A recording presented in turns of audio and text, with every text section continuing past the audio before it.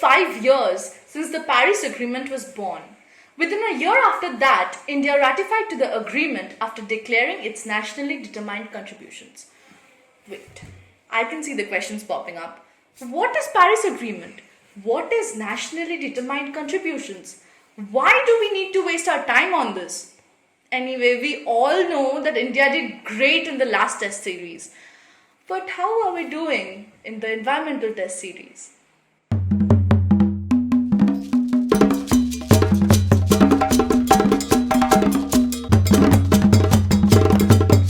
Welcome to the second episode of Environmental Samaachar. To break it down, we'll start with the first confusion. What is Paris Agreement? Paris Agreement is an agreement within the United Nations Framework Convention on Climate Change, mainly dealing with the greenhouse gases, its emissions, mitigation, adaptation, and finance.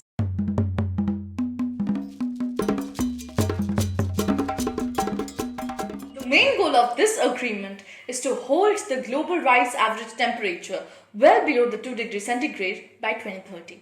It also enables all the contributing parties to adapt to adverse climate changes.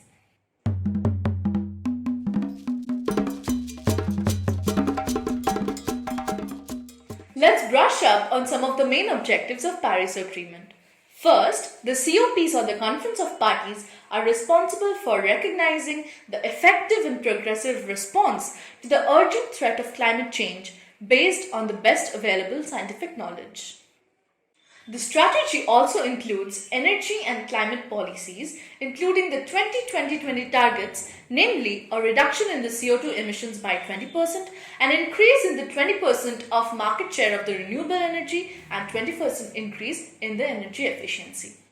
The agreement also states that the developed countries should help the developing and the least developed countries with the transfer of fund and technology, ensuring equitable access to sustainable development, food security, eradication of poverty, and creation of quality job opportunities. Now we come to one of the most important parts for the segment. The Paris Agreement mentions the urgency to note the importance of all ecosystems, including the oceans and the protection of biodiversity.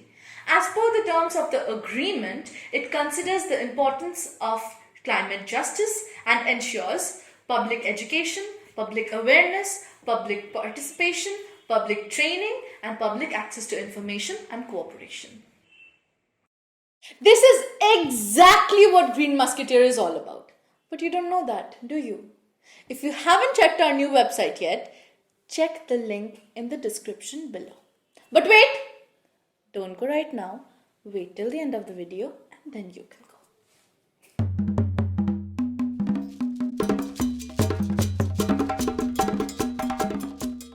Now you might have been worried about some of the tedious terms that I have used earlier. Don't be confused, I'll break it down for you. The COPs or the Conference of Parties are the supreme body of UNFCCC Convention. These consists of all the representatives from the parties of the convention. Now what is NDC? NDC is the nationally determined contributions which are at the heart of the Paris Agreement and the achievement of the long-term goals. The Paris Agreement requires each party to maintain, prepare, and communicate successive NDCs for the goals that they intend to achieve.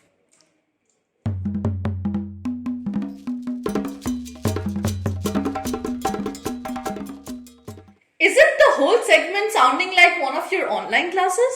Or maybe your manager briefing you about your project? But why am I sounding like this? It is so because India has already committed to this agreement. India has made an unconditional deal of reducing carbon emission by 33 to 35% of the 2005 emission intensity by 2030 at any cost. And India has also made a conditional deal of increasing the non-fossil power generation by 40% of the current level, provided that they will get the transfer of funds and technology from the Green Climate Fund or the GCF. Oh, and by the way, India has already received 43 million US dollars from the GCF. যেটা হচ্ছে গব্বানাম হয়ে গেছে।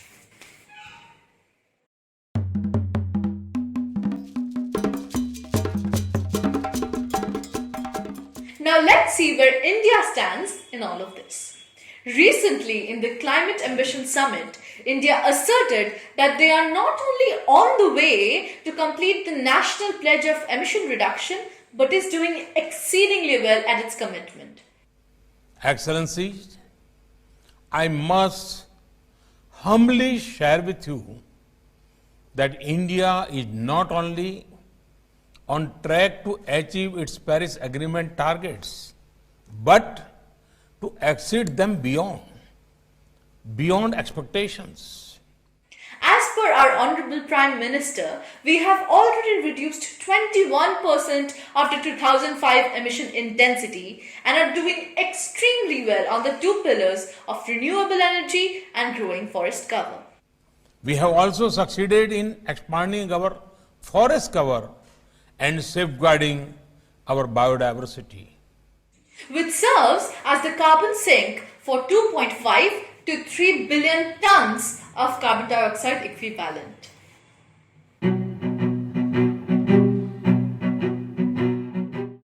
To avoid any kind of controversies, the data that we have inputted here in this segment is completely based off of a report published in The Hindu.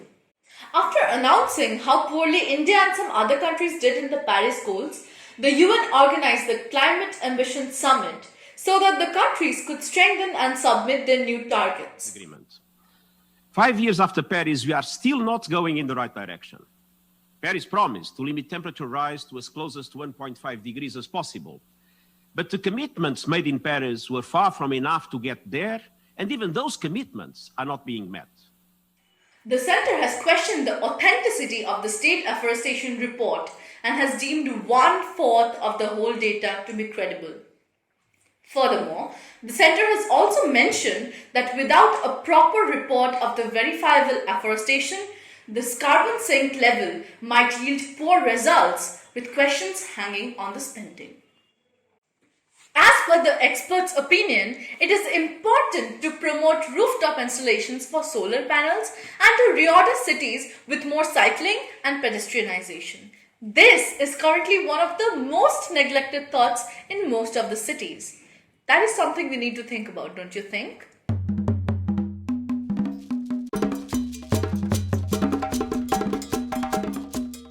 In this situation, let's take inspiration from New Zealand, which is the first country to go carbon neutral by 2025. As a government, we are also announcing the Carbon Neutral Government Program that requires government organisations to be carbon neutral by 2025. We must...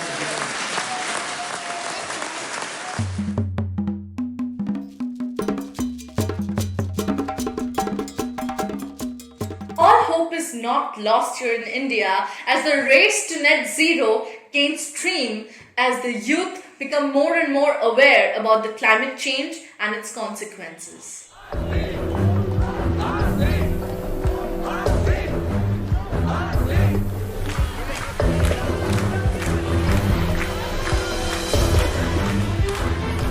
To all my fellow residents of this planet, I make a solemn pledge today.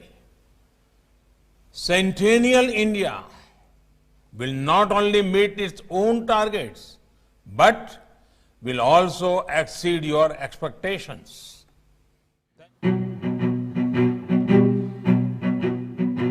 It is not only the responsibility of the government officials and the scientists, but it is also our responsibility. So come and join us and become a green musketeer, or rise up with your own revolution. So the next time you're thinking of booking an Uber, grab a cycle. Come on India, let's break a leg. Hi guys. So we hope this video has enlightened you in the way we intended to.